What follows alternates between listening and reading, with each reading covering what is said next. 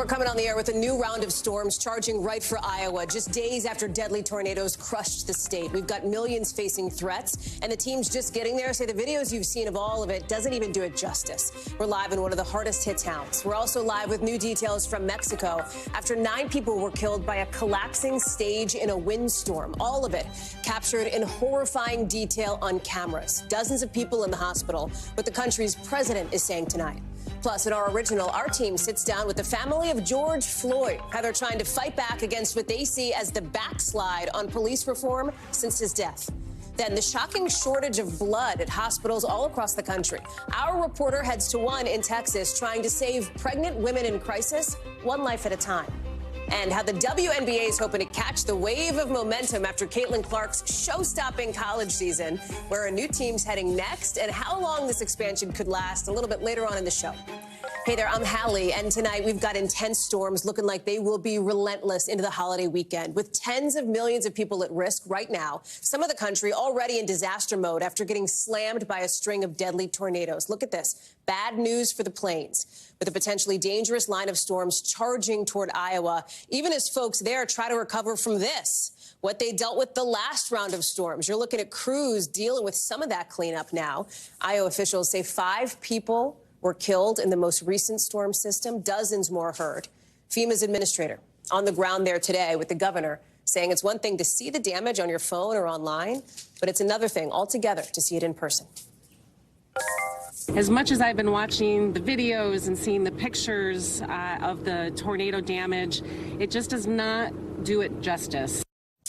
Down south, storms are expected to ramp up in cities like Dallas, Oklahoma City, Wichita the next few hours. After tornadoes there, you see that roofs caving in, trees collapsing. Nearly 100,000 people still don't have power there tonight. Maggie Vespa is joining us now from Greenfield, Iowa, where they are hoping for a faster presidential disaster declaration, essentially, so they can get more help sooner. Talk us through it. Right, that basically means money faster, FEMA aid faster. The governor today saying that she's applied for that expedited presidential disaster declaration, meaning that as soon as that gets approved, and FEMA said they're basically working on it as fast as they can. They couldn't give a timeline on when that might happen. Once that's approved, when people who qualify, meaning the uninsured, the underinsured, apply for FEMA funds, they could get the money within days, like money that we're talking about to rebuild their homes. Also, the state separately, just to start, has asked for $11 million to basically help with debris removal, which when you look at the shot behind me and you see, and we've been showing this for a couple days now, just how widespread this is, how overwhelming this is, Hallie, it's really clear that that's needed. But just kind of a haunting detail that they mentioned at this press conference today, the FEMA administrator said, you know, what actually makes this job easier is the fact that our staff was already on the ground here in Iowa after a tornado hit Mendon, Iowa, earlier this month. They were still here surveying that, and now they just moved over an hour or so across the state here to Greenfield to look at this new line of damage. Maggie, just a couple of minutes ago, you talked to 2 of the victims there. Tell us more about that conversation. I know it was a difficult one. We talked to 2 people who knew 2 of the victims. There have now been 5, officials say, killed total here in Iowa, 1 in Adams County, 4 people here in Greenfield. 2 of the people were a couple in their 70s, Dean and Pam Wiggins. We confirmed that with their family. We talked to their granddaughter, and then we spoke to a man, Tim Ergish, who said he worked with both of them. He called them good people, country people. He said they went to church. They loved their family. He said they were amazing to work with. He worked for her, managing an apartment complex. And he cried. He and his wife also talked to us about their experience living through the tornado, saying it didn't sound like a freight train. It sounded like 5 freight trains. Take a listen to this. You just heard everything crashing around you and just glass breaking, and I thought we were going to die. I thought we were going to be sucked out. I pray for the ones that are gone and their families. They cried throughout the interview. You know, it's just one of those heartbreaking ones that's going to stick with us for a while. One final thing, you know, we were talking to Bobby, Roberta, the wife who you just heard from, and she said, you know, as far as the Wiggins couple, first Tim said you never expect people to go that way, people you know to go that way, and then Bobby just kind of paused and she goes, at least they went together. So just a small consolation that people here are clocking as they try to recover. Hallie. Maggie Vespa, thank you so much for bringing us some of those stories and for being on the ground there for us, and I appreciate it. To Mexico now, where we're learning tonight nearly 70 people are in the hospital there, some with skull fractures, in surgery, or in critical condition, according to officials, after 9 people, including a child, were killed when a stage collapsed because of a strong gust of wind. It was captured on video, and it is upsetting. You see this big stage at a political campaign rally. You're about to see it. Here comes the wind. It just falls flat onto the ground within just seconds. In another video, you see the candidates on that stage suddenly realizing that something's happening. You see people nearby, they just start running. They start sprinting. The immediate aftermath of the collapse, chaos. People screaming, running, trying to get out from under metal poles. Mexico's president talking about this tonight, saying he's sending love to the victims and their families, sending hugs as they monitor the situation. It happened in a suburb of Monterrey in the northern part of Mexico at the height of the campaign season in that country, ahead of elections there, crucial elections in less than 2 weeks. Guad Venegas is joining us now. What else do we know about this? Because they are going to investigate what exactly happened. Hallie, there's a lot to investigate here. When you see the chaos in those images, so that happened, the collapse happened as wind gusts were hitting that part of Nuevo León. So here's what's interesting. They have insisted, even the presidential candidate, Jorge Maynez, who we see in this video, he's one of the presidential candidates in Mexico. He was on stage. This was organized by the party that he belongs to, Movimiento Ciudadano. It's one of the large parties in Mexico. They insisted that there were no alerts for the winds or for the possibility of severe weather. But the National Meteorological Service in Mexico did share a forecast yesterday. In their forecast, they specifically said there was a probability of the formation of whirlwinds and tornadoes in the region. So there's a lot of questions as to why the organizers went ahead with this event, even after that forecast had been shared in Mexico. Now, that forecast doesn't mean that any type of warnings went out in the region, but the forecast was there. We know that 9 people died. Now, they've been sharing different numbers when it comes to those injured. We heard from the governor earlier today who said that it could be as many as 120 people injured that evening. So we're still waiting to get an official number after they continue with this investigation. And also, there's going to be a lot of questions as to the integrity or the structure itself, right? We can see in the video that there's winds coming through the moment this happens, but there's going to be a lot of questions as to how that structure was put up and all the rules, if the rules were followed. At one point, there was a conversation. I was speaking to our Telemundo colleague who was there at the event, and she said there was a conversation about some parts of the structure that perhaps didn't have the proper ventilation for the wind to push through.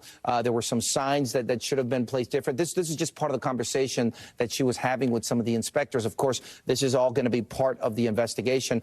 Mexican President López Obrador has said he is sending federal help for the cleanup and also to continue with this investigation. Guad Venegas, thank you very much for staying on top of all of that. More to come on that for sure.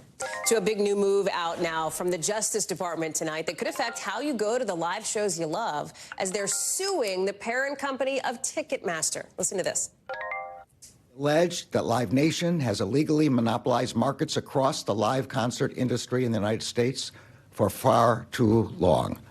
It is time to break it up. So listen, if you've gone to a concert or a game or whatever, you have dealt with this company. And it's not just the feds who are mad. Look at this, 29 states plus D.C., red states, blue states, you name it. They're all alleging that Live Nation is a monopoly. Now, according to this new lawsuit, the company manages more than 400 artists, controls 60% of promotions at big venues, 80% of ticket sales for concerts, and more a share of the resale market. The lawsuit may feel like it's better than revenge for Swifties after the disastrous rollout of the Eras Tour that maybe made you or somebody you know react like this. I'm really disappointed. The biggest disaster I've ever seen on Ticketmaster. I'm not getting tickets. I just really wanted to see Taylor. Live Nation tells NBC News that calling Ticketmaster a monopoly may be a short-term PR win, but will end up being a long-term loser in court. Christine Romans is joining us now. So here's the thing, Christine. This was not a shocker to Live Nation. Yeah. They had some time to prep for it. They came ready with their own stats saying, A, we're not a monopoly, but B, even if we were and you break us up, it's not going to make things better for customers, which is kind of the point of all of this. What's their case here? I mean, their case is this is simple supply and demand. There are a lot of people out there who are trying to go to concerts, and that's what's overall driving up the price of things. And they also have a ticket value. They've sort of put out this the face value of a ticket, and they've showed you that on a $100 ticket, $38 is fees, with most of those fees going to the venue. They claim $7 going to the ticketing company. The artist is the largest recipient of the ticket money, and there's a shared show cost, and the promoter gets $7. So that's their argument of the economics of a ticket. The problem with that is that in so many of these big concerts lately, I don't know anybody who's paying the face value of a ticket, right? And in the case of the Taylor Swift debacle, you couldn't even get the ticket in the first place. It does feel like, Christine, and maybe I'm old enough to remember a time when people weren't always talking about the fees and the issues that related to Ticketmaster. It does feel like you're seeing lawmakers, artists, fans, all of them talking more and more about this. Absolutely. I mean, you've got some states that are starting to talk about legislation. You've got senators from both sides of the aisle in Washington talking about trying to find a way in Congress potentially to regulate this part of the industry. I mean, I think that there's a bipartisan feeling that things got out of control with some of these ticket prices. But the thing is the resale market is so interesting. I mean, the suit says that Ticketmaster itself has a larger share of the resale market, but the scalpers and the bots are so sophisticated. There's a lot of technology going on that's helping to drive all of this up as well. It's not the first time that Live Nation's gotten into some hot water with the Justice Department, but this is, you tell me, the most significant, right? Oh, absolutely. This is a groundbreaking kind of move from the Department of Justice. And they lay this out very, very clearly. They say they control the venue. They do the deal with the artist. They sell the tickets and they do the promotion. They say that's what a monopoly is, when you own every single piece of the puzzle there, and there simply is no competition. Christine Romans live for us on all of it. As you say, groundbreaking, Christine. Thanks for being with us tonight. You're welcome. And it is expected to be the busiest in nearly 20 years. The busiest since Star Wars 3 was #1 at the box office back in, 2005 it was. 38 million people, a record. They're expected to hit the road. Think about the traffic there. Another 3.5 million people will fly somewhere this weekend. That's up 5% from last year, the most crowded Memorial Day weekend at airports since '05. David Noriega is following all of it. I got to tell you, David, sometimes these Memorial Day weekend holiday live shots, like for those of us in the news business, it's a little bit rinse and repeat, right? We know we're going to do a travel story on Memorial Day weekend. This one is different because of how many people are going to be out there. I mean, we are really expected to hit some new records here. Talk us through it. Yeah, so the numbers are expected to be up across the board, right? So AAA expects or estimates that on every mode of transportation, airplanes, cars, trains, the numbers are going to be up between 4 and 5%. And interestingly, they're up well past what they were pre-pandemic level, right? So that's a big bounce back.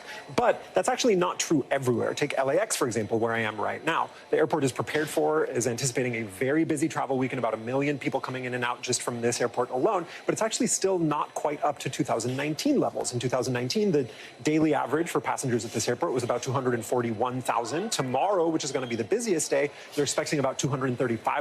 So, yeah, the numbers are up. We're breaking records. But what that says to me is that there's actually still a lot of room for growth.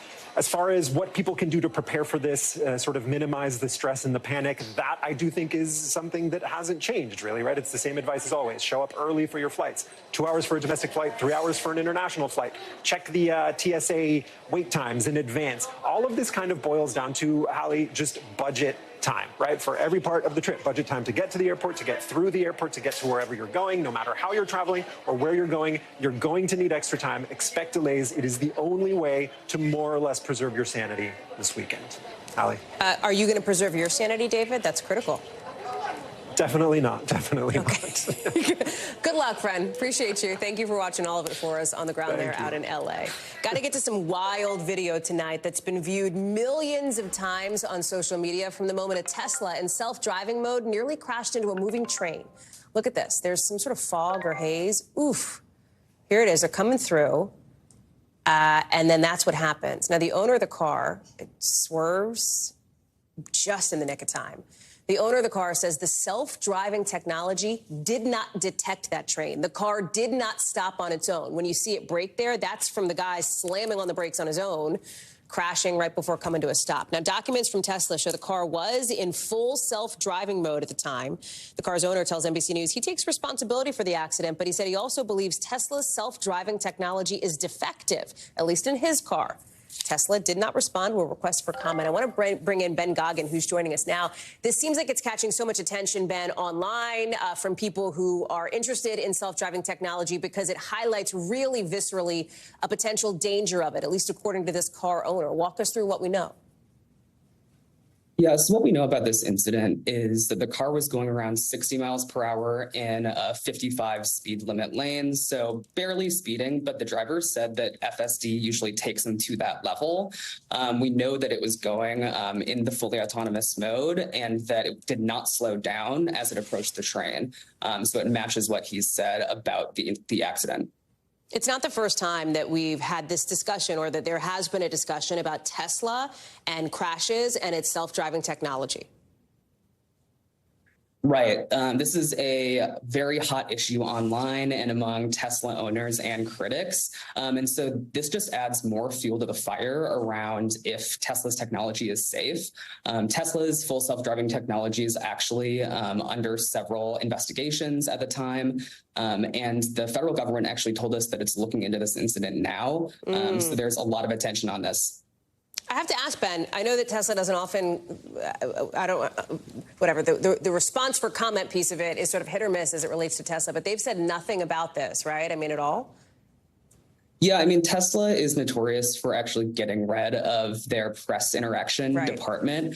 So obviously, when I reached out for comment, they did not respond.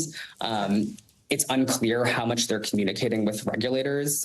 So really all we have are the documents that were provided to us through public records and through our source who was in the accident. Ben Goggin, thank you so much. Appreciate you being with us. Coming up, thanks. Singer Cassie speaking publicly now for the first time since video came out showing Diddy assaulting her in a hotel. What she's describing as her healing journey now. Plus, just how many hurricanes experts think could happen in the Atlantic this year. I tell you, it's a big number.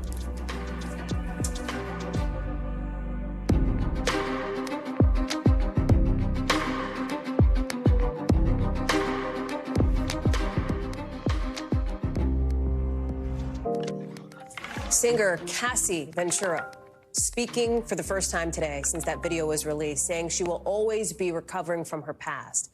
That's after those images surfacing last week of her then boyfriend, Sean Diddy Combs, assaulting her in a hotel back in 2016. On Instagram, she's now saying that domestic violence, in her words, broke her down to someone she never thought she'd become. Remember, Cassie accused Diddy in a federal lawsuit last November of raping and physically abusing her over the course of their relationship. That lawsuit was settled the day after it was filed, and at the time, Combs denied the allegations. But this past weekend, he released an apology video after that other video we just told you about came out, taking, in his words, full responsibility for his actions that night. Of course, 2 days after CNN published security footage of him hitting, kicking, and dragging Cassie, you're looking at screenshots here.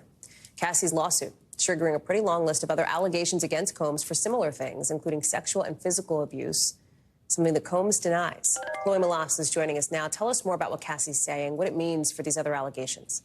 Hallie, I mean, this is the first time that we're hearing from Cassie. And on Instagram, she writes that the outpouring of love has created a place for my younger self to settle and feel safe now. But this is only the beginning. Domestic violence is the issue. Remember, she filed this federal suit in November alleging sex trafficking, rape, physical violence. And like you point out, Sean Diddy Combs came out and said none of this is true. He also doubled down not that long later on Instagram, saying that all of the allegations in all of these different civil suits that have been filed are completely false. And his attorney at the time released a statement at the time of Cassie's suit in which she alleged all of these things, including the physical violence that we saw in that surveillance footage obtained by CNN. They called it outrageous and a money grab. And then the settlement was settled within 24 hours. And I do want to point out this is all under the cloud of this federal investigation. His homes were raided in Florida and also in California back in March. And we still do not know what the feds found, if anything. He's not been charged with anything criminally, I want to point out, but will there be an indictment coming at any point? And also, his fans are having a hard time reconciling with his apology, where he doesn't even name Cassie by name, some of them point out on Sunday. And also, how can anyone trust anything that he says when he vehemently denied the allegations set forth by Ventura? You know, and meanwhile, we're seeing all these other civil suits pop up, Hallie. So he has a long legal battle ahead of him, even if it's not criminal. Chloe Malas, thank you so much for staying on top of this story. Appreciate it.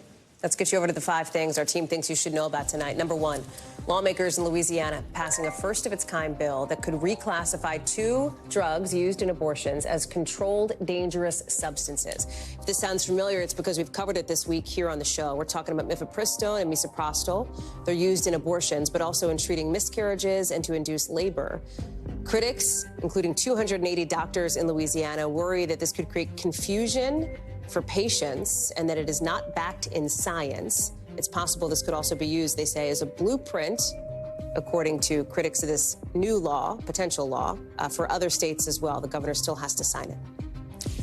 Number 2, prosecutors in the gun case against Hunter Biden are apparently looking to call his ex-wife and Beau Biden's widow to testify as witnesses, according to an NBC News analysis of a trial brief. Hunter Biden has pleaded not guilty to allegedly possessing a gun while using narcotics. Reps for the women and for Hunter Biden did not immediately comment. His trial, the first one, set to start in just about a week and a half.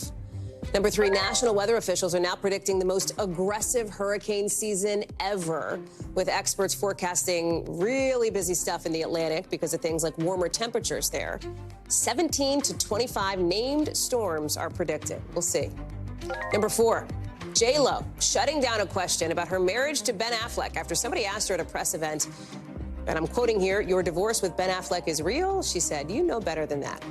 Number 5, take a look at some of these incredible new images of space from the Euclid telescope. You can see that's real, man. Those are galaxies and baby stars. This is the second batch of images from the Euclid Space Telescope, giving us this just incredible look at the universe and giving astronomers some new clues about what's really going on up there. Pretty amazing. When we come back, why police in Florida say they raided a rapper's home today and took his mom into custody. Plus, how Delta's responding after a college golf team caught handlers throwing their club bags onto the tarmac.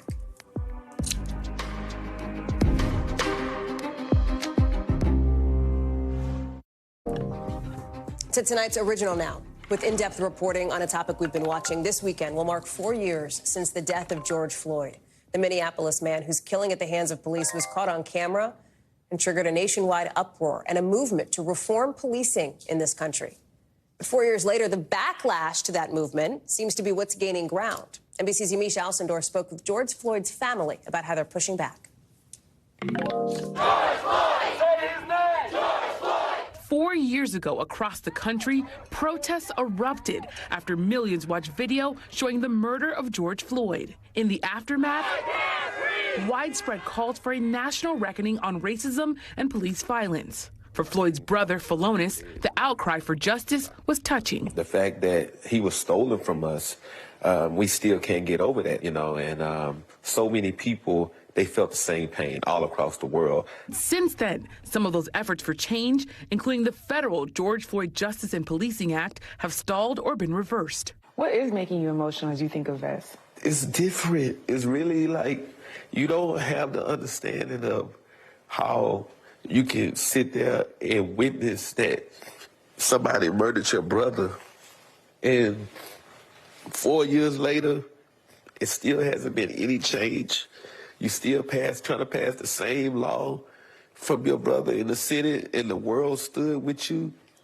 Like, what is it going to take? In recent years, many red states and some blue states and D.C. passed tough on crime policies. When it comes to the new measures, critics say Florida is ground zero. We want to have Florida be a law and order state. We don't want abusive law and order, but we want more law and order. Since his election in 2020, Republican State Representative Tom Fabricio has supported and voted for 3 measures, championed and signed by Republican Governor Ron DeSantis. Laws that may curtail protests and laws that limit the power of police police civilian review boards and mandate that anyone filming first responders stay 25 feet away when asked. It's all about safety. Republican State Representative Alex Rizzo sponsored the so-called HALO bill. Some critics of the bill that you've sponsored, the HALO bill, say that it's an unfair backlash to the filming of the death of George Floyd, and that if that bill were in Minnesota, we might not have seen the murder of George Floyd on film. What do you make of that? I don't agree. I think that you could still film. That incident probably still would have been filmed. So what this does is allow for a safe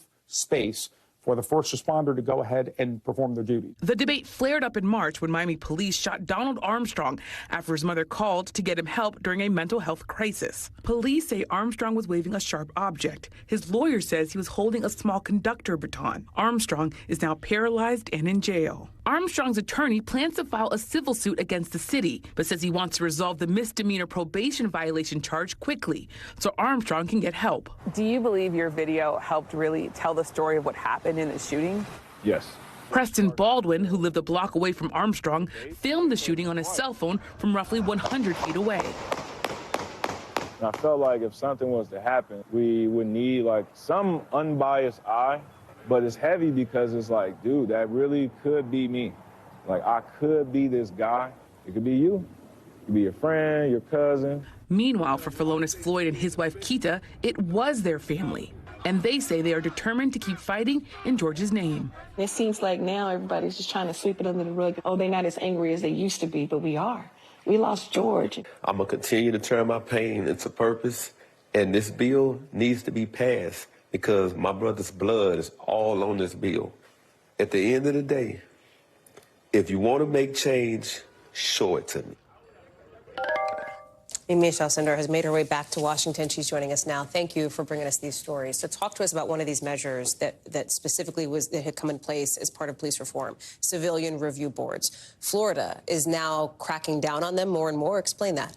That's right. So there's a measure that's set to go in effect later this summer that would curtail a lot of the powers of civilian review boards. Now, supporters of this say it really is something that is not needed, these civilian review boards, that in fact elected officials and mayors should be doing this work, and that this is really just another bureaucratic body that is not needed. Of course, I also talked to, though, Rodney Jacobs, who's the head of Miami's Civilian Investigative Panel. He says they see about 300 complaints a year, and they're looking at things like excessive force and people really, he says, dealing with police brutality. And he says what's at stake really is the protection of the community, but also the relationship between police and the community, because he says a lot of times the people that are doing this work, they're former law enforcement. They're really trying to hold police accountable in a way that will be fair. So it's really interesting to see whether or not that law is going to impact the work that they do. He said that he doesn't think that their work is going to be eradicated, but he is worried that it's going to be limited. I also just have to say that I talked to organizers on the ground in Miami, a woman named Rachel Gilmer, who's part of the Dream Defenders, which is just social justice group who's pushing against police violence. She told me, despite all the backlash that we've seen in the last 4 years, the book bannings, the police reforms being reversed, all the different sort of cultural war things that we cover every day, she said she thinks that this backlash is really a testament to the power of the vision, and that their side needs to really just get more organized as they see laws in red and blue states be passed that are tough on crime. Michelle Sender, thank you so much for bringing us that story. Appreciate it. NBC News covers hundreds of other stories every day, and because it can be tough to read or watch or listen to them all, our bureau teams have done it for you. This is what they tell us is going down in their regions in a segment we call The Local. Out of our Southern Bureau, the mom of rapper Sean Kingston's in custody today after police raided his mansion in South Florida. Officials say his mother, who lives there, was arrested on several fraud and theft charges. According to an attorney, the singer allegedly is not paying for a lot of what's in the house, but no comment from Kingston himself yet. Also out of our Southern Bureau, Delta employees, have you seen this video yet? Caught hurling golf clubs onto the tarmac. The college golf team, who owns the bags, calling out the handlers in a tweet, with Delta quickly releasing a statement apologizing for what happened. We don't know anything about any damage yet. And out of our Northeast Bureau, a new airline taken off for the first time in just the last hour from New York City to L.A. You see those pups coming out? Yeah, it's Bark Air. They cater to dogs instead of humans. They announced this new flying experience last month, pointing out that air travel can be uncomfortable for animals. Dogsflyfirst.com, you see it there. The first flight for dogs is actually sold out. Each ticket, get ready, hold on to your leashes, $6,000. $6,000 for one dog and their human companion. The humans get to go too. The CEO acknowledges that's a lot of money, but he expects that to go down as demand goes up soon. Coming up here on the show, the groundbreaking program working to save women suffering a rare condition during childbirth.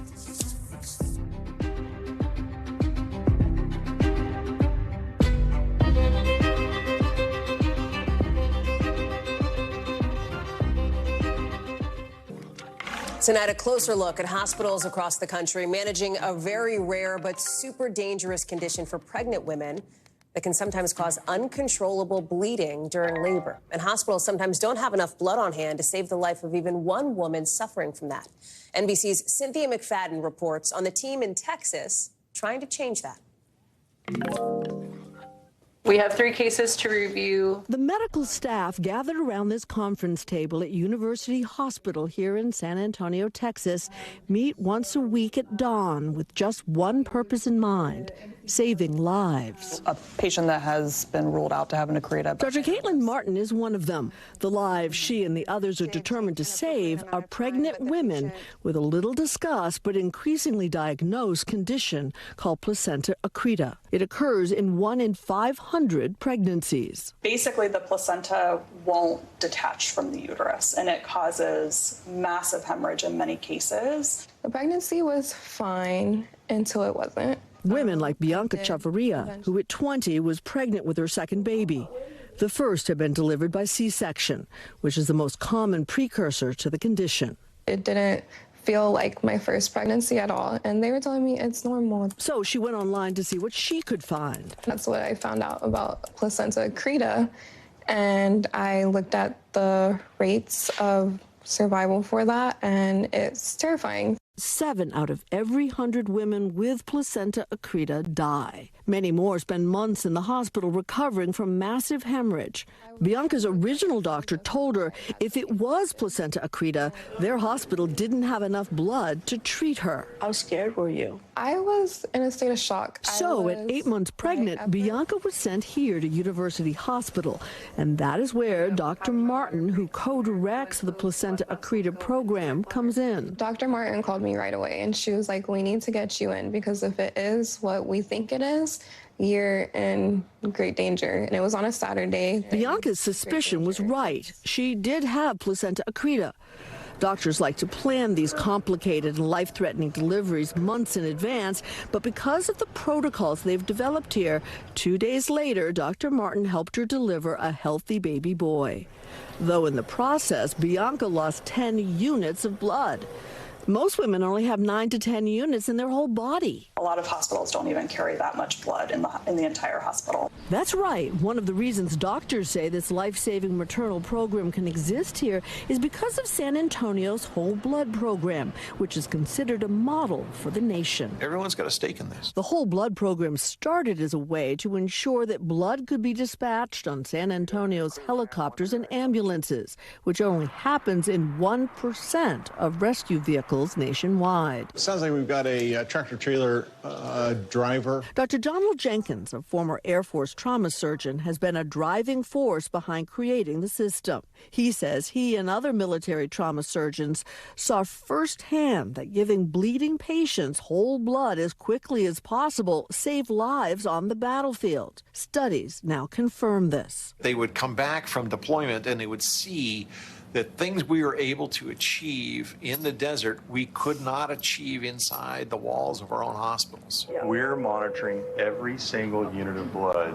in our 50 units in the field, wirelessly, second by second. But slowly, change has come to San Antonio. From this center, which coordinates the movements of trauma patients on 16 of the local rescue helicopters, we are lifting from Strack en route to UH. To the blood banks and ambulance services, which along with the helicopters now carry universal donor type O whole blood. Donors give a gift. How do we handle this blood? What happens to it? And how do we preserve it so that it's safe to administer, but also not waste it? And it's working. Dr. Jenkins says in the past several years, conservatively, 2,000 lives have been saved by using whole blood, and that under 1% of the blood collected is wasted. You dedicated a lot of your life to making this happen. Yeah, yes, I did. Because?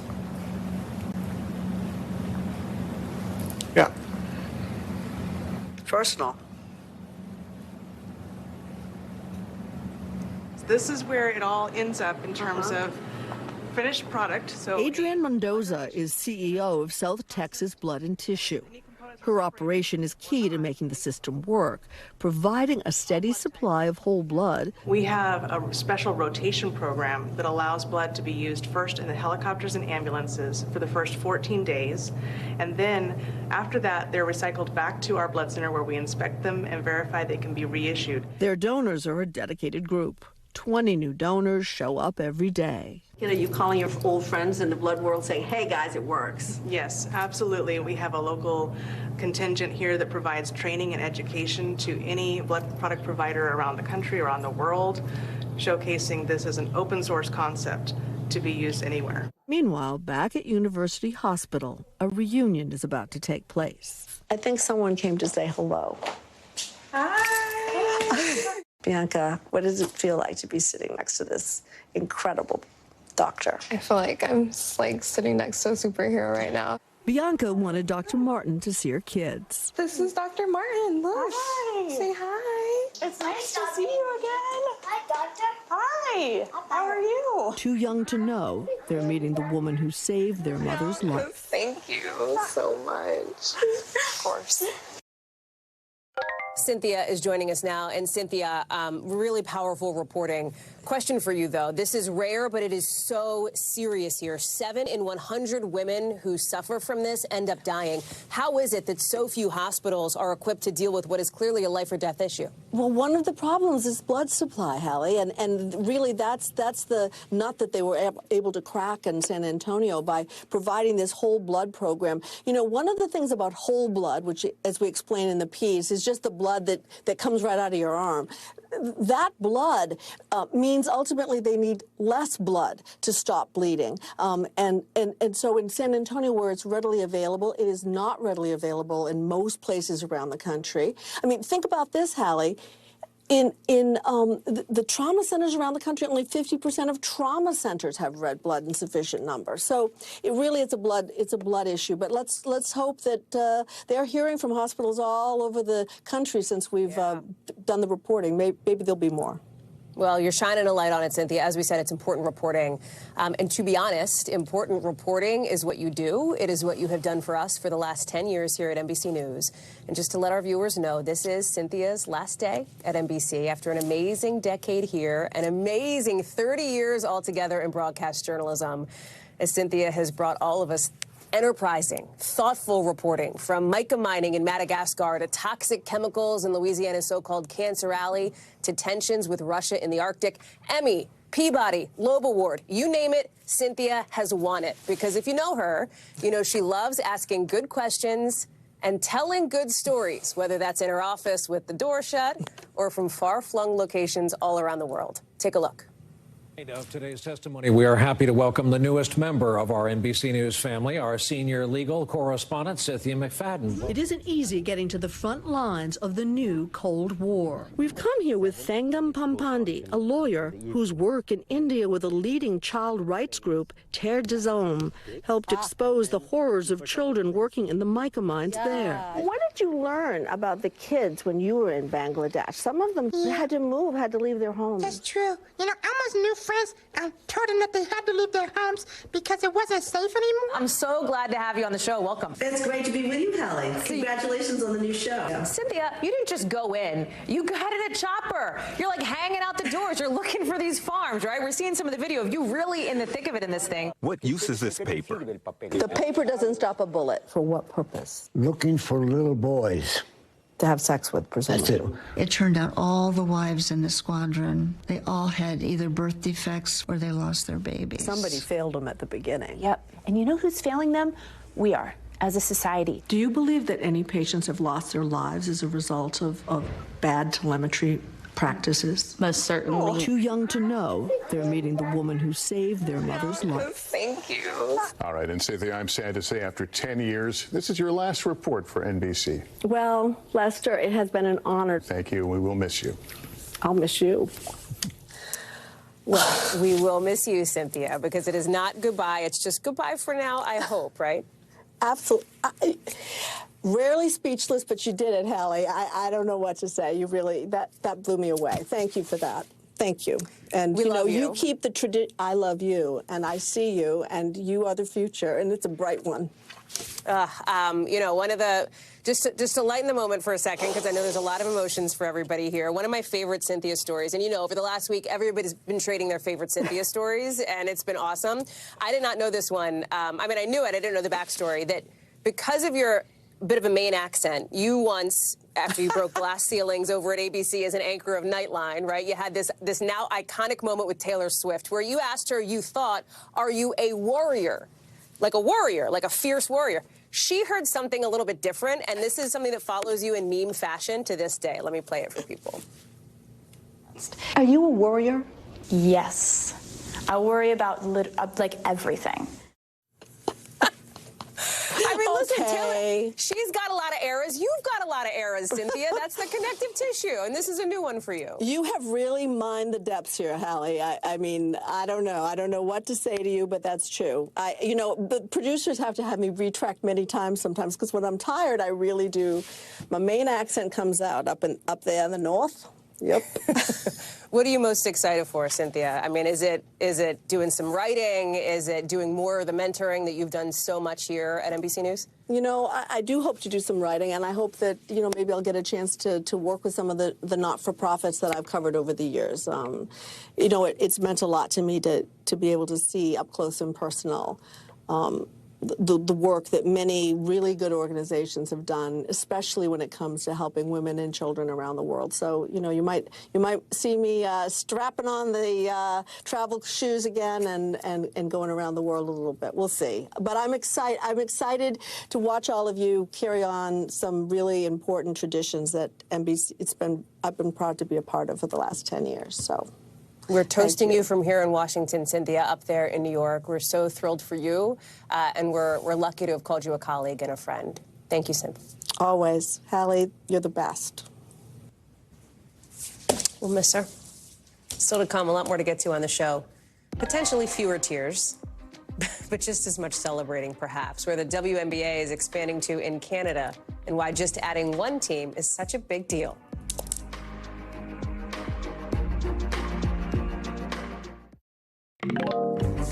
So the WNBA today announcing the league's first international team. They will be based in Toronto. No word on their name yet, but it's going to be the WNBA's 14th franchise, set to take the court 2 years from now. All part of the league's plan to expand to 16 teams by 2028, as they are really trying, the WNBA, really trying to capture that momentum after Caitlin Clark's show-stopping college season. She's in the pros now, driving record attendance and record ratings. Rahima Ellis is joining us now. Listen, the WNBA thinks this could maybe be a big deal, the start of this expansion that could send them to some new heights.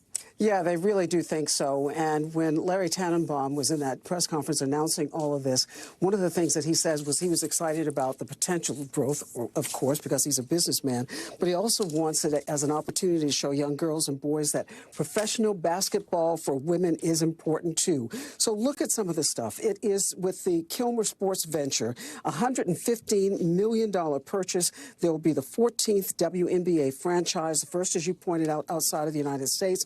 And they will begin playing in 2026 in an 8,700-seat Coca-Cola Coliseum. They brought out the star power, including Drake was there for the announcement, as well as Kyle Lowry, who won the championship with the Raptors back in 2019. So it's a big deal for them. It's a big deal for women, and it's a big deal for the WNBA. Hallie? It's also fast. I mean, it's a big deal, and it's a big, fast deal, right? Because when you talk about the expansion, and I spoke with the WNBA commissioner about some of this just a couple of weeks ago, this idea that they want to be able to capture this momentum, but it is a long game for them, no pun intended. Yeah, it is, pun intended. It is very much so. You know, think about what Toronto is doing. They've got the Blue Jays, they've got the Maple Leafs, they've got the Raptors, and they've got Major League Soccer, the FC. And now what's happening with this expansion, the women are really pushing this thing forward kind of quickly. For comparison, the NBA, founded in 1946, didn't move into Canada expansion until 1995. That took them almost 50 years, exactly 49 years. What have the women done? They were founded in 1996. Now they're expanding into Canada in 2024. They're doing it in less than 30 years, Hallie. So, star power to the women and all power to these women and to everybody who gets a chance to watch these ladies on the court.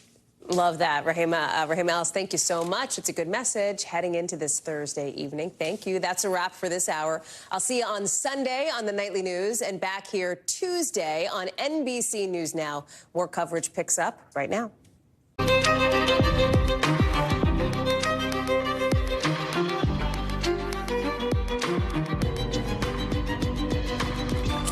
We're coming on the air with a new round of storms charging right for Iowa, just days after deadly tornadoes crushed the state. You've got millions of people now facing threats, and the teams just getting there say the videos you've seen don't do it justice. We're live in one of the hardest hit towns. We're also live with new details from Mexico after 9 people were killed by a collapsing stage in a windstorm. All of it captured in horrifying detail on camera. Dozens now in the hospital. What Mexico's president is saying tonight. Then the new lawsuit out today from the Justice Department. It may have been sparked by Swifties to go after Ticketmaster and Live Nation for an alleged monopoly. We'll tell you how the company's defending itself tonight. And in the next couple of minutes, we're about to see former President Trump in New York, not for court, but to court Black and Hispanic voters in the Bronx. We'll tell you why he's heading to this specific location later in the show.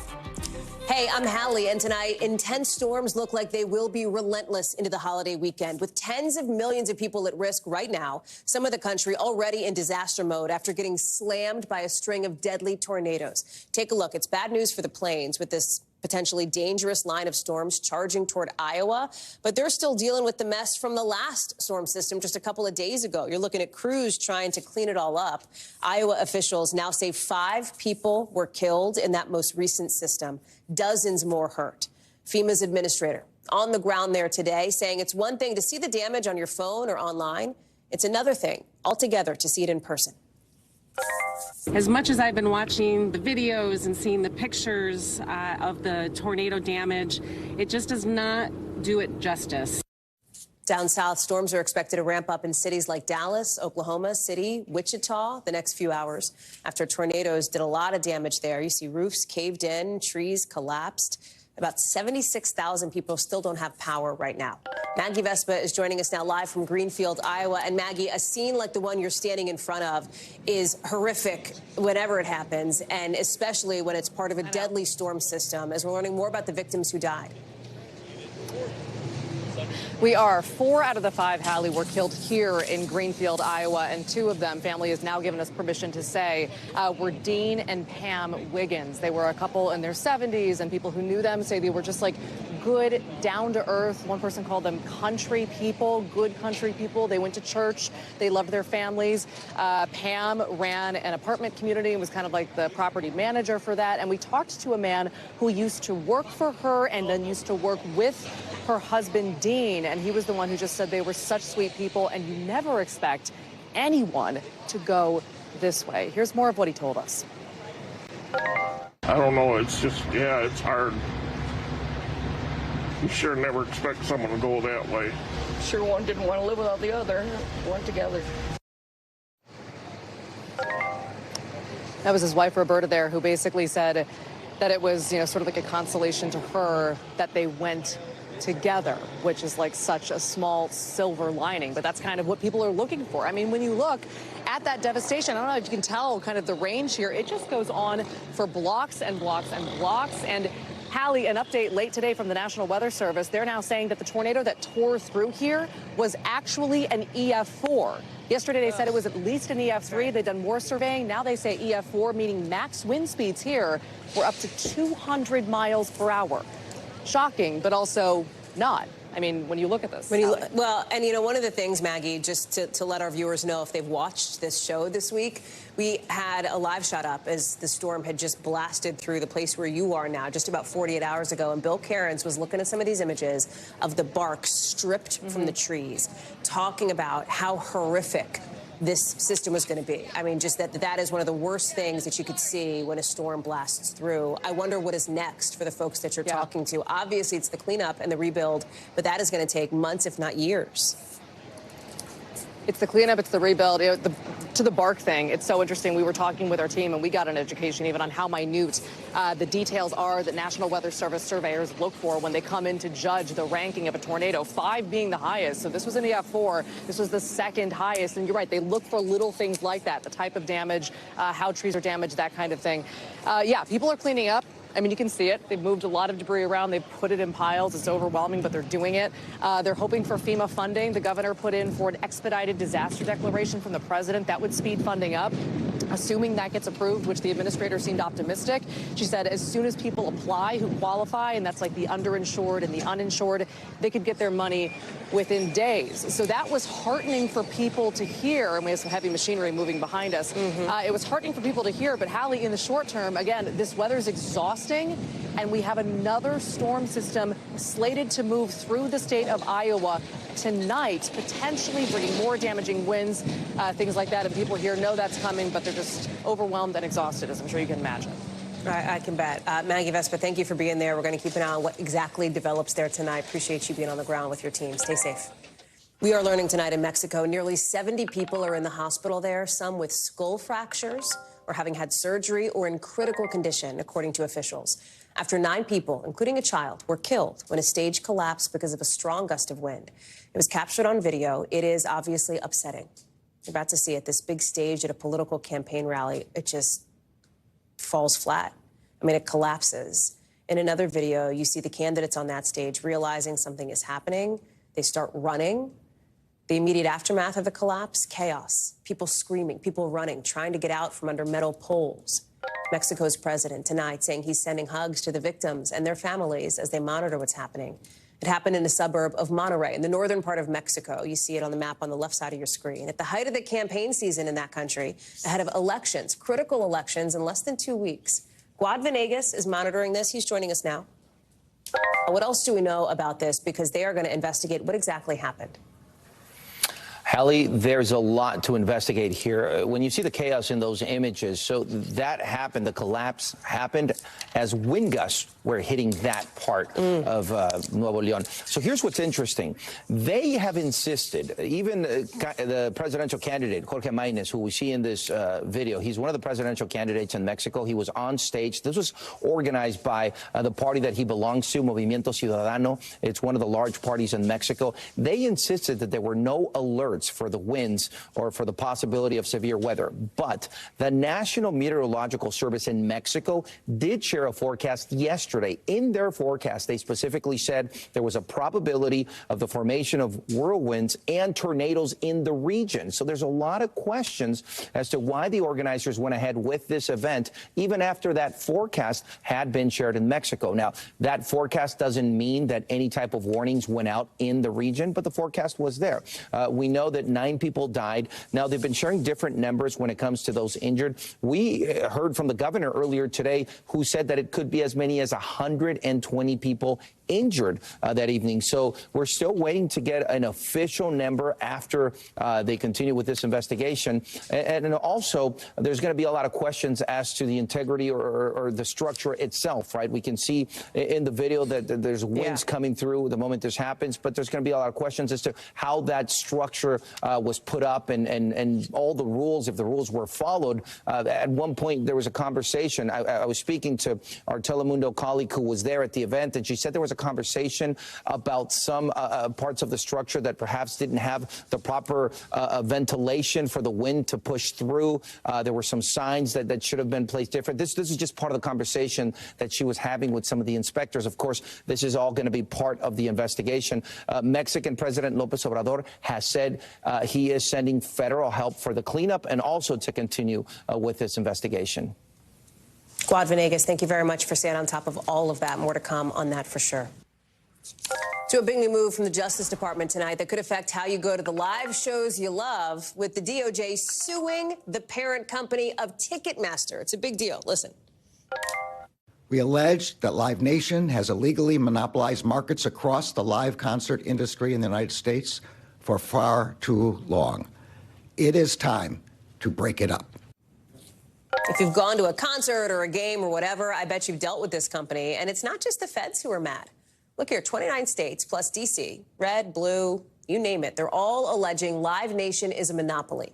According to this lawsuit, the company manages more than 400 artists, controls 60% of promotions at big venues, 80% of ticket sales for concerts, and more, a share of the resale market. The lawsuit may feel like it's better than revenge for some Swifties after the disastrous rollout of the Eras Tour that maybe made you or somebody you know react like this. I'm really disappointed. The biggest disaster I've ever seen on Ticketmaster. I'm not getting tickets. I just really wanted to see Taylor. Live Nation tells NBC News calling Ticketmaster a monopoly may be a short-term PR win, but will end up being a long-term loser in court. Christine Romans is joining us now. So here's the thing, Christine. This was not a shocker to Live Nation. Yeah. They had some time to prep for it. They came ready with their own stats saying, A, we're not a monopoly, but B, even if we were and you break us up, it's not going to make things better for customers, which is kind of the point of all of this. What's their case here? I mean, their case is this is simple supply and demand. There are a lot of people out there who are trying to go to concerts, and that's what's overall driving up the price of things. And they also have a ticket value. They've sort of put out this the face value of a ticket, and they've showed you that, you know, on a $100 ticket, $30 is fees, with most of those fees going to the venue, they claim, $7 going to the ticketing company. The artist is the largest recipient of the ticket money, and there's a shared show cost, and the promoter gets $7. So that's their argument of the economics of a ticket. The problem with that is that in so many of these big concerts lately, I don't know anybody who's paying the face value of a ticket, right? And in the case of the Taylor Swift debacle, you couldn't even get the ticket in the first place. It does feel like, Christine, and maybe I'm old enough to remember a time when people weren't always talking about the fees and the issues that related to Ticketmaster. It does feel like you're seeing lawmakers, artists, fans, all of them talking more and more about this. Absolutely. I mean, you've got some states that are starting to talk about legislation. You've got senators from both sides of the aisle in Washington talking about trying to find a way in Congress potentially to regulate this part of the industry. I mean, I think that there's a bipartisan feeling that things got out of control with some of these ticket prices. But the thing is the resale market is so interesting. I mean, the suit says that Ticketmaster itself has a larger share of the resale market, but the scalpers and the bots are so sophisticated. You know, there's a lot of technology going on that's helping to drive all of this up as well. It's not the first time that Live Nation's gotten into some hot water with the Justice Department, but this is, you tell me, the most significant, right? Oh, absolutely. This is a groundbreaking kind of move from the Department of Justice. And they lay this out very, very clearly. They say they control the venue. They do the deal with the artist. They sell the tickets and they do the promotion. They say that's what a monopoly is, when you own every single piece of the puzzle there, and there simply is no competition. Christine Romans, live for us on all of it. As you say, groundbreaking, Christine. Thanks for being with us tonight. You're welcome. To Los Angeles now, where we're seeing a new round of pro-Palestinian protests on campus. Want to show you a live look at UCLA, coming just hours after the school's chancellor testified to a House Republican-led panel about allegations of anti-Semitism on campus and the police response to the first round of protests. Anastasia Olmos from our LA station KNBC is joining us now. Give us a sense of what it's like on the ground and what's happening. Well, just weeks ago, we saw that law enforcement had dismantled the encampment that was here on UCLA's campus, and we are seeing for the first time protesters are back out by the hundreds on campus. As you can see behind me right now, this is Dodd Hall, and I am told that protesters are staging a sit-in inside of the hall as classes are going on. You can see not just outside, but we also see a flag coming out of a window. I've been shown photos of some writing on the walls inside of the hall. Now, this comes after LAPD responded to the campus just hours ago to dismantle the protesters trying to start the encampment up again. We caught from the sky in our choppers that they were setting up tents. They had wood setting up again. And now LAPD has dismantled that. They've spread the crowd out, and they've also left here. They tell us that they are not going to be making any arrests as of right now until and if anything should get past, what the university is going to allow in terms of not peacefully protesting. So we did see 3 LA County Detention Center buses here. They have since left, and as of right now, 2 halls are closed on campus. They have gone remote, but we have not heard from the university about Dodd Hall. This is unfolding in the hours, really just since this morning, and of course we will continue to follow it here in Los Angeles. Reporting live, I'm Anastasia Olmos. Back to you. Anastasia, almost there for us in L.A. Thank you so much for that look at what's happening at college campuses out west. Thank you. Where former President Trump is about to take his campaign to a kind of unexpected place to try to make some inroads with a demographic where he's not super popular. He's going to the Bronx in New York City. You see the live look now at that rally. That's where he's about to speak. The Bronx, of course, home to hip-hop, the Yankees, and the only majority Hispanic county in the northeastern U.S. So it's not exactly where you might expect to find a lot of Mr. Trump's base. In fact, back in 2020, he picked up just about 16% of votes, with President Biden taking more than 3/4 of the votes citywide. Now, Donald Trump has been spending a lot of time in New York City, not by choice. He's been in court several days a week for his hush money trial. Closing arguments on that are set to begin Tuesday. NBC's Dasha Burns is live for us in the Bronx tonight. A lot of the days he's been in court, the former president has come out and talked about how annoyed he is to be there and not on the campaign trail. Now he gets a day off. He's spending it in New York. Talk to us about the strategy. Well, look, he's making a big push, Hallie, right now for Black and Latino voters. And yes, this is New York City. Yes, he lost by a wide margin to Joe Biden here in the last election. But the rationale is, look, if I can go into a deep blue state, deep blue city, and bring out a crowd and energize voters that are from diverse communities here, guess what else I can do around the country? This is something that they're seeing reflected in the numbers. We're looking at the polling as well. Just look at this exit poll. Trump support among Latinos in 2020, according to NBC News exit polling, 32%. Trump support among Latinos, according to New York Times Siena poll, now 42%. He's seeing those margins tighten with black voters, too, compared to President Biden.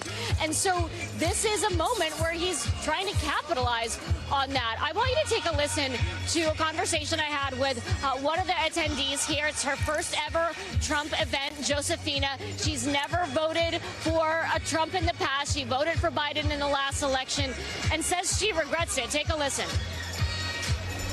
Too much crime. Everything is going downhill. The economy is going bad. The food is expensive. It's like affordable housing is not for everybody. It's just horrible. Well, you didn't vote for Trump in the past. Why didn't you want to vote for him before?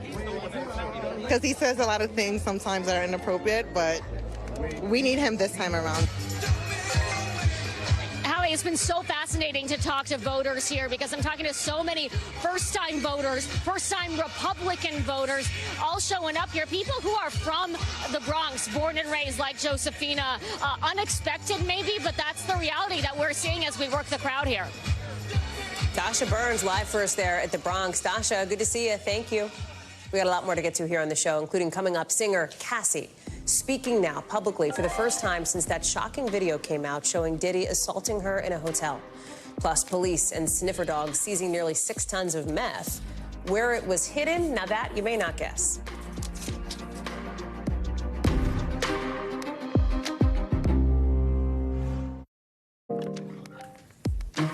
These stunning new pictures piecing together some of the universe's biggest mysteries. We're going to show them to you, but first, singer Cassie Ventura speaking out publicly today, saying she will always be recovering from her past, sharing those comments for the first time after videos surfaced last week of her then-boyfriend, Sean Diddy Combs, assaulting her in a hotel back in 2016. On Instagram, she's saying domestic violence, in her words, broke her down to someone she never thought she'd become. Remember, Cassie accused Combs in a federal lawsuit last November of raping and physically abusing her over the course of their relationship, a lawsuit that was settled the day after it was filed. At the time, Combs denied all the allegations against him, but this past weekend, he released an apology video, taking, in his words, full responsibility for his actions on what happened in this hotel video we're showing you here. CNN published security footage of him hitting, kicking, and dragging his ex-girlfriend, Cassie, 2 days before that Diddy apology. You're looking at some screenshots here. Cassie's lawsuit triggered a pretty long list of other allegations against Combs for similar things, including sexual and physical abuse, which Combs denies. Chloe Malas is joining us now. Tell us more about what Cassie's saying, what it means for these other allegations. Hallie, I mean, this is the first time that we're hearing from Cassie. And on Instagram, she writes that the outpouring of love has created a place for my younger self to settle and feel safe now. But this is only the beginning. Domestic violence is the issue. Remember, she filed this federal suit in November alleging sex trafficking, rape, physical violence. And like you point out, Sean Diddy Combs came out and said none of this is true. He also doubled down not that long later on Instagram, saying that all of the allegations in all of these different civil suits that have been filed are completely false. And his attorney at the time released a statement at the time of Cassie's suit in which she alleged all of these things, including the physical violence that we saw in that surveillance footage obtained by CNN. They called it outrageous and a money grab. And then the settlement was settled within 24 hours. And I do want to point out this is all under the cloud of this federal investigation. His homes were raided in Florida and also in California back in March. And we still do not know what the feds found, if anything. He's not been charged with anything criminally, I want to point out, but will there be an indictment coming at any point? And also, his fans are having a hard time reconciling with his apology, where he doesn't even name Cassie by name, some of them point out on Sunday. And also, how can anyone trust anything that he says when he vehemently denied the allegations set forth by Ventura? You know, and meanwhile, we're seeing all these other civil suits pop up, Hallie. So he has a long legal battle ahead of him, even if it's not criminal. Chloe Malas, thank you so much for staying on top of this story. Appreciate it. Let's get you over to the 5 things our team thinks you should know about tonight. Number 1, lawmakers in Louisiana passing a first-of-its-kind bill that could reclassify 2 drugs used in abortions as controlled dangerous substances and criminalize possession of those drugs for anybody without a valid prescription. We've covered it on the show this week. We're talking about mifepristone and misoprostol. They're used in abortions, but also in treating miscarriages and inducing labor. Some doctors, some critics of this bill say that it could affect the treatment of pregnant women, that it could create confusion and misinformation. The governor still has to sign it into law. Number 2. Take a look here. An NBC News exclusive. The Utah grief author who's accused of poisoning her husband, making her first comments since her arrest last year. She's the one who wrote a children's book about grief after her husband died. Speaking from jail, she says, and I'm quoting here, "You took an innocent mom away from her babies, and this means war." Remember, she's been arrested for her husband's deadly poisoning. Number 3, national weather officials now predicting the most aggressive hurricane season on record, with experts thinking it's going to be especially busy in the Atlantic because of warmer ocean temperatures. They think we'll see 17 to 25 named storms. Number 4, border officials in California say they found $18 million worth of meth hidden in a shipment, yes, of squash. You see it there, that's like 11,000 pounds of meth. The driver of the tractor trailer that brought it in was taken into custody, and obviously the drugs were seized. And number 5, take a look at these incredible new images of space from the Euclid telescope, all these galaxies, this cradle of baby stars. This is Euclid's second batch of pictures, giving us really a stunning look at the universe and giving astronomers new clues about what's going on way up there. Still to come here on the show, the South American country, now the first in modern history to lose all of its glaciers, even after a pretty unusual push to stop the melt. But first, we're live at the White House with the state dinner and pretty rare sit-down, bringing in VVIPs. You're looking at it live. That's next.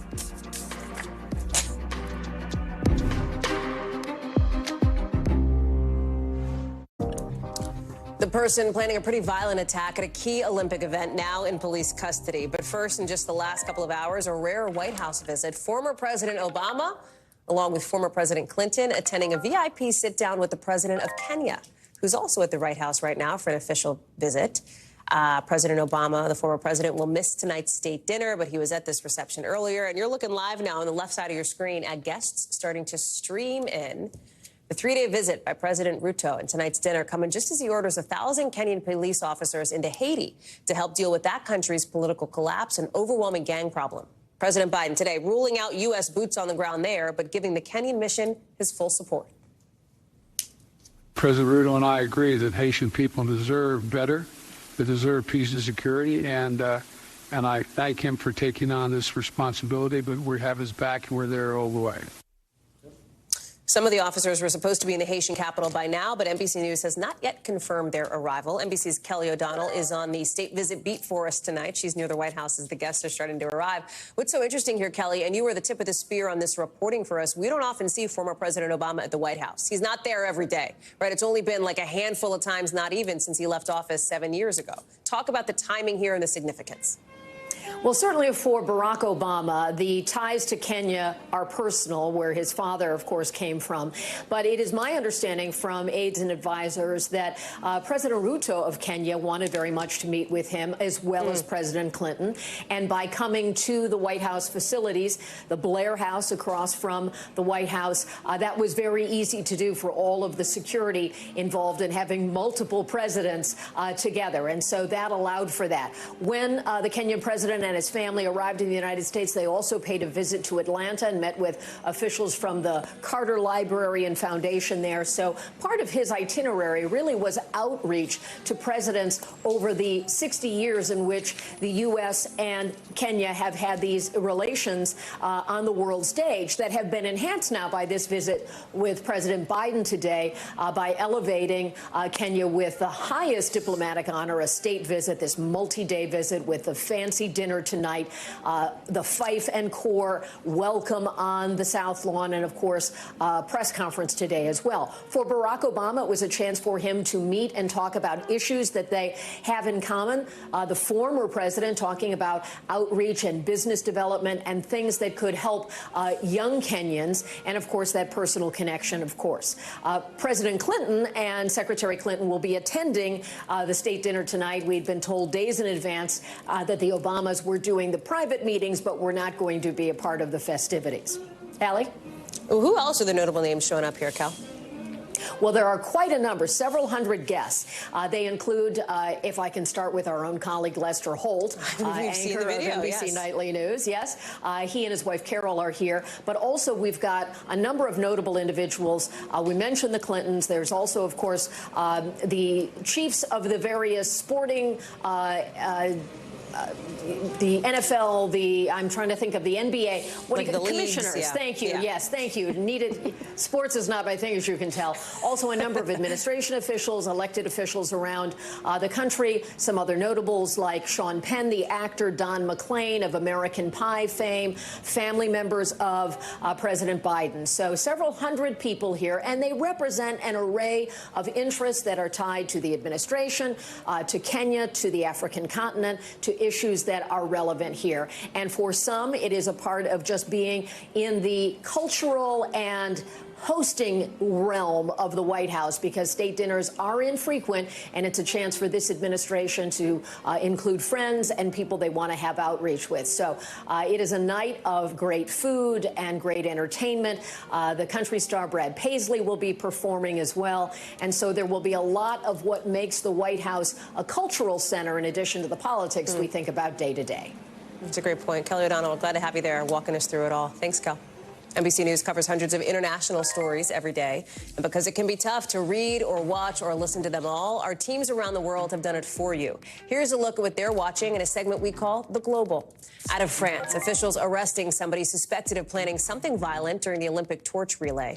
The French Interior Minister thanking police and security who were there, but made no comment about what this individual was allegedly threatening to do.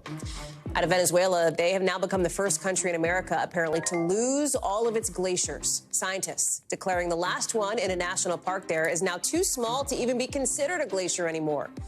You see the mountains in this park, they used to all be covered in ice. They were always considered a source of pride, but not much is left now, even after the government installed this kind of thermal blanket to try to slow down the melt.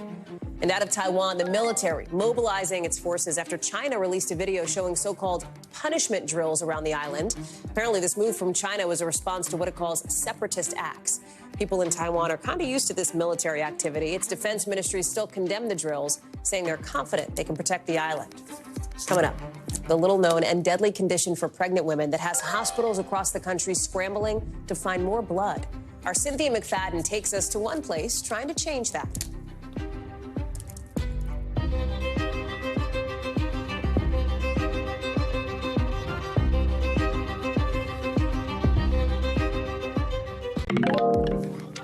Tonight, a closer look at hospitals across the country managing a very rare but super dangerous condition for pregnant women that can sometimes cause uncontrollable bleeding during labor. And hospitals sometimes don't have enough blood on hand to save the life of even one woman suffering from that. NBC's Cynthia McFadden reports on the team in Texas trying to change that.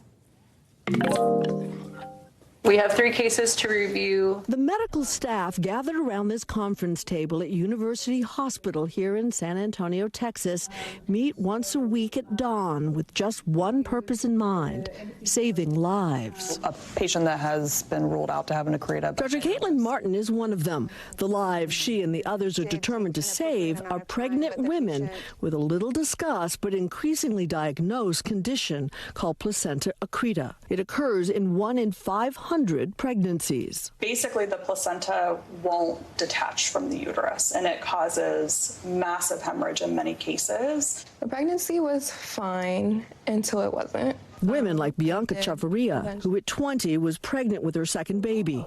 The first had been delivered by C-section, which is the most common precursor to the condition. It didn't feel like my first pregnancy at all, and they were telling me it's normal. So she went online to see what she could find. That's what I found out about placenta accreta, and I looked at the rates of survival for that, and it's terrifying. 7 out of every 100 women with placenta accreta die. Many more spend months in the hospital recovering from massive hemorrhage. Bianca's original doctor told her if it was placenta accreta, their hospital didn't have enough blood to treat her. How scared were you? I was in a state of shock. So at 8 months pregnant, Bianca was sent here to University Hospital. And that is where Dr. Martin, who co-directs the placenta accreta program, comes in. Dr. Martin called me right away, and she was like, we need to get you in, because if it is what we think it is, you're in great danger. And it was on a Saturday. Bianca's suspicion was right. She did have placenta accreta. Doctors like to plan these complicated and life-threatening deliveries months in advance, but because of the protocols they've developed here, 2 days later, Dr. Martin helped her deliver a healthy baby boy. Though in the process, Bianca lost 10 units of blood. Most women only have 9 to 10 units in their whole body. A lot of hospitals don't even carry that much blood in the entire hospital. That's right. One of the reasons doctors say this life-saving maternal program can exist here is because of San Antonio's whole blood program, which is considered a model for the nation. Everyone's got a stake in this. The whole blood program started as a way to ensure that blood could be dispatched on San Antonio's helicopters and ambulances, which only happens in 1% of rescue vehicles nationwide. It sounds like we've got a tractor-trailer driver. Dr. Donald Jenkins, a former Air Force trauma surgeon, has been a driving force behind creating the system. He says he and other military trauma surgeons saw firsthand that giving bleeding patients whole blood as quickly as possible saved lives on the battlefield. Studies now confirm this. They would come back from deployment and they would see that things we were able to achieve in the desert we could not achieve inside the walls of our own hospitals. We're monitoring every single unit of blood in our 50 units in the field wirelessly, second by second. But slowly, change has come to San Antonio. From this center, which coordinates the movements of trauma patients on 16 of the local rescue helicopters, we are lifting from Strack en route to UH. To the blood banks and ambulance services, which along with the helicopters now carry universal donor type O whole blood. Donors give a gift. How do we handle this blood? What happens to it? And how do we preserve it so that it's safe to administer, but also not waste it? And it's working. Dr. Jenkins says in the past several years, conservatively, 2,000 lives have been saved by using whole blood, and that under 1% of the blood collected is wasted. You dedicated a lot of your life to making this happen. Yeah, yes, I did. Because? Yeah. Personal. This is where it all ends up in terms of finished product. So Adrienne Mendoza is CEO of South Texas Blood and Tissue. Her operation is key to making the system work, providing a steady supply of whole blood. we have a special rotation program that allows blood to be used first in the helicopters and ambulances for the first 14 days. And then after that, they're recycled back to our blood center where we inspect them and verify they can be reissued. Their donors are a dedicated group. 20 new donors show up every day. You know, you calling your old friends in the blood world saying, hey guys, it works. Yes, absolutely. We have a local contingent here that provides training and education to any blood product provider around the country, around the world, showcasing this as an open source concept to be used anywhere. Meanwhile, back at University Hospital, a reunion is about to take place. I think someone came to say hello. Hi. Bianca, what does it feel like to be sitting next to this incredible doctor? I feel like I'm like sitting next to a superhero right now. Bianca wanted Dr. Martin to see her kids. This is Dr. Martin. Look. Hi. Say hi. It's nice to see you again. Hi, Doctor. Hi. How are you? Too young to know, they're meeting the woman who saved their mother's life. Thank you so much. Of course. Cynthia is joining us now. And Cynthia, really powerful reporting. Question for you, though. This is rare, but it is so serious here. 7 in 100 women who suffer from this end up dying. How is it that so few hospitals are equipped to deal with what is clearly a life or death issue? Well, one of the problems is blood supply, Hallie, and really that's the nut that they were able to crack in San Antonio by providing this whole blood program. You know, one of the things about whole blood, which, as we explain in the piece, is just the blood that comes right out of your arm. That blood means ultimately they need less blood to stop bleeding. And so in San Antonio, where it's readily available, it is not readily available in most places around the country. I mean, think about this, Hallie. In the trauma centers around the country, only 50% of trauma centers have red blood in sufficient numbers. So it really is a blood issue. But let's hope that they're hearing from hospitals all over the country since we've done the reporting. Maybe there'll be more. Well, you're shining a light on it, Cynthia. As we said, it's important reporting. And to be honest, important reporting is what you do. It is what you have done for us for the last 10 years here at NBC News. And just to let our viewers know, this is Cynthia's last day at NBC after an amazing decade here, an amazing 30 years altogether in broadcast journalism, as Cynthia has brought all of us enterprising, thoughtful reporting from mica mining in Madagascar to toxic chemicals in Louisiana's so-called Cancer Alley to tensions with Russia in the Arctic. Emmy, Peabody, Loeb Award, you name it, Cynthia has won it. Because if you know her, you know she loves asking good questions and telling good stories, whether that's in her office with the door shut or from far-flung locations all around the world. Take a look. Of today's testimony, we are happy to welcome the newest member of our NBC News family, our senior legal correspondent, Cynthia McFadden. It isn't easy getting to the front lines of the new Cold War. We've come here with Thangam Pampandi, a lawyer whose work in India with a leading child rights group, Terre des Hommes, helped expose the horrors of children working in the mica mines there. What did you learn about the kids when you were in Bangladesh? Some of them had to move, had to leave their homes. That's true. You know, I almost knew friends told them that they had to leave their homes because it wasn't safe anymore. I'm so glad to have you on the show. Welcome. It's great to be with you, Hallie. Congratulations on the new show. Cynthia, you didn't just go in. You got in a chopper. You're like hanging out the doors. You're looking for these farms, right? We're seeing some of the video of you really in the thick of it in this thing. What use is this paper? The paper doesn't stop a bullet. For what purpose? Looking for little boys. To have sex with, presumably. That's it turned out all the wives in the squadron, they all had either birth defects or they lost their babies. Somebody failed them at the beginning. Yep. And you know who's failing them?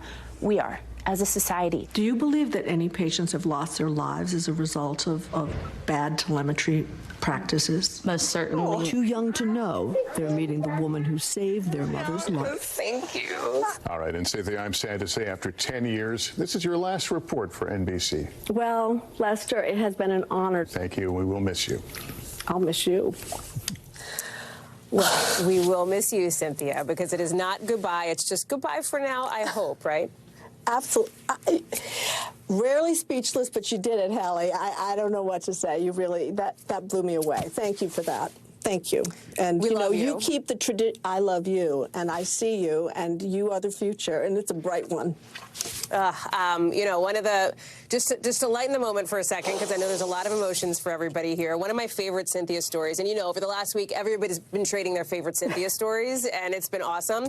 I did not know this one. I knew it. I didn't know the backstory, that because of your bit of a Maine accent, you once, after you broke glass ceilings over at ABC as an anchor of Nightline, right, you had this now iconic moment with Taylor Swift where you asked her, you thought, are you a warrior?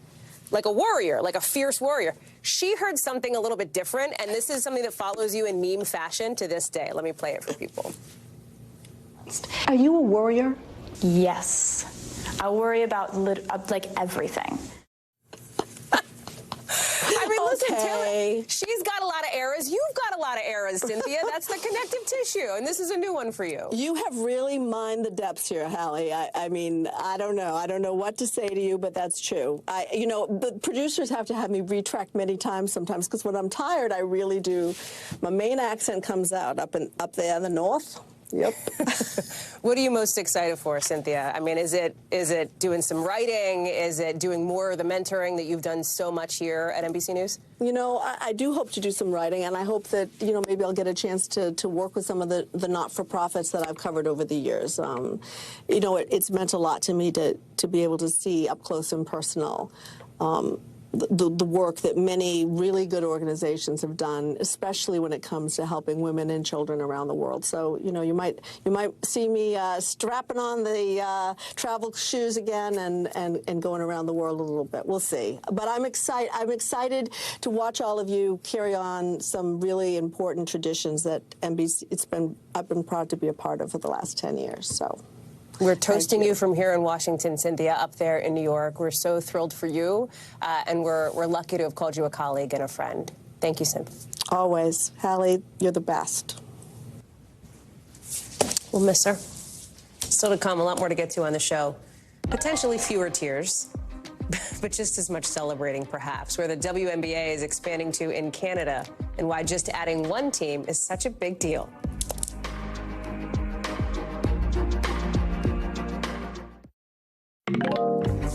So the WNBA today announcing the league's first international team. They will be based in Toronto. No word on their name yet, but it's going to be the WNBA's 14th franchise, set to take the court 2 years from now. All part of the league's plan to expand to 16 teams by 2028, as they are really trying, the WNBA, really trying to capture that momentum after Caitlin Clark's show-stopping college season. She's in the pros now, driving record attendance and record ratings. Rahima Ellis is joining us now. Listen, the WNBA thinks this could maybe be a big deal, the start of this expansion that could send them to some new heights.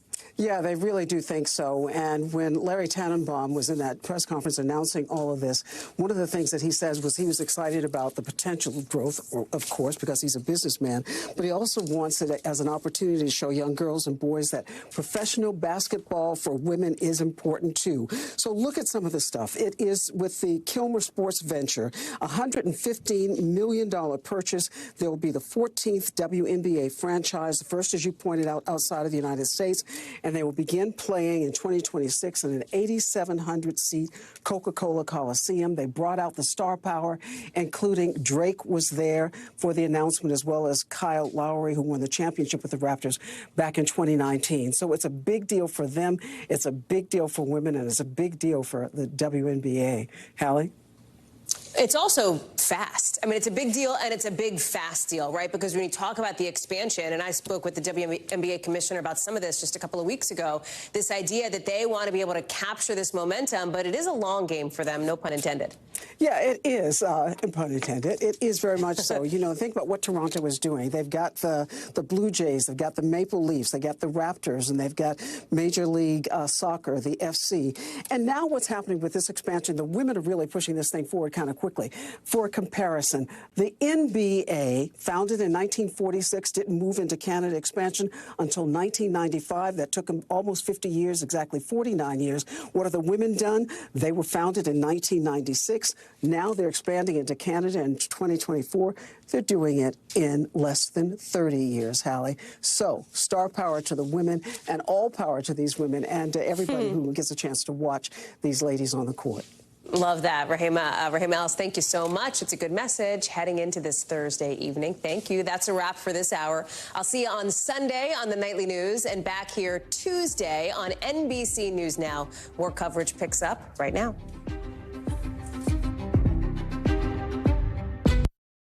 Thanks for watching. Stay updated about breaking news and top stories on the NBC News app or follow us on social media.